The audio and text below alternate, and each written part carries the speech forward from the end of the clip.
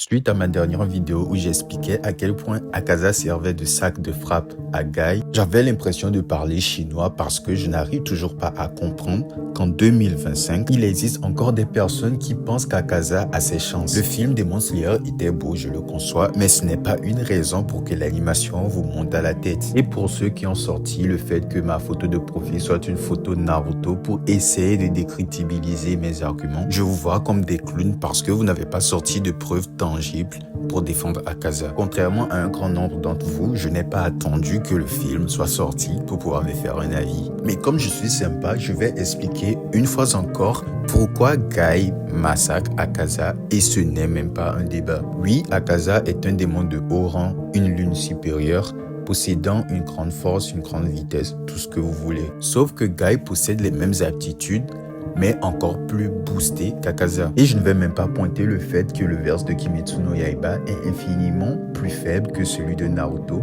à tel point que la mission d'élimination de Muzan serait une mission de rang Chunin.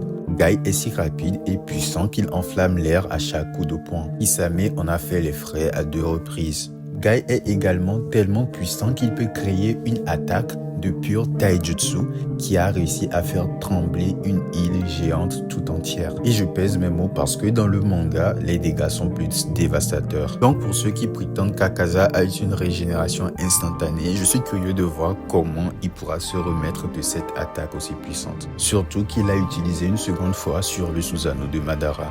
Et en parlant de Madara, dites-vous que Guy est allé aussi vite que même Madara, qui était une divinité en ce moment, avait du mal à suivre. Guy était tellement rapide qu'il était capable de distordre l'espace-temps. Donc franchement, à moins que vous ayez des problèmes de compréhension, il est inconcevable de penser qu'Akaza tient le coup face à un Guy en Weeport. La régénération est inutile s'il ne reste aucun morceau pour revenir à la vie. Et Guy n'a pas besoin d'épée ou du soleil pour venir à bout d'Akaza. Et pour ceux qui disent qu'Akaza pourra épuiser Guy, franchement, vous n'avez rien compris parce qu'on parle là d'une personne qui a participé à 2 guerres se déroulant sur plusieurs jours et qui a combattu le top tier du verse. Alors Guy se fera un plaisir de jouer avec Akaza jusqu'au lever du soleil. Guy est le vainqueur incontesté de cet affrontement.